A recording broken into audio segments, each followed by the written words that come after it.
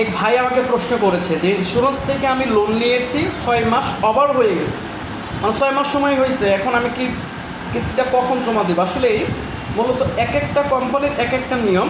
তা আমি আপনাকে টোটাল বলে দিই ইন্স্যুরেন্সের নিয়মের বেশিরভাগ যেটা সম্মত সেটা হচ্ছে আপনি লোন নিয়েছেন আপনার বিমা অঙ্কের উপর ডিপেন্ড করে আপনার জমাকৃত টাকা থেকে আপনি এটা দেবেন হচ্ছে পরবর্তী যে প্রিমিয়াম দেওয়ার সময় আসবে ওই সময় আপনি কি করবেন, আপনার প্রিমিয়াম প্লাস লোনের যে টাকা অথবা আপনার লোনের সাথে আপনার যে সার্ভিস চার্জ যোগ হয়েছে সেটা সহ, এবং আপনি যদি প্রিমিয়াম কন্টিনিউ চালিয়ে যান সেই ক্ষেত্রে মেয়াদ শেষে আপনার লোনের এবং আপনার যে সার্ভিস চার্জ বাড়তে থাকবে সেটা কর্তন করে নেওয়া হবে।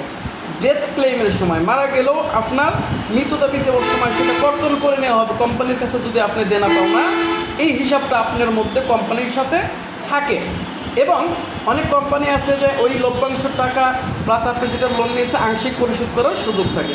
সেই ক্ষেত্রে আপনি অফিসে গিয়ে যোগাযোগ করবেন, পরবর্তী প্রিমিয়ামের সাথে আপনার লোন এবং আপনার সার্ভিস চার্জটা যদি আপনি দিয়ে দেন এটা সবচেয়ে ভালো হবে। অন্যথায় আপনি যদি শুধু প্রিমিয়াম দিতে থাকেন, লোন না দেন, একটা সময় লোনের যে সার্ভিস চার্জটা চালু হবে এটা আপনার লোনের সাথে ধরা হবে, এতে আপনার বিমাটা ঝুঁকির মধ্যে পড়বে।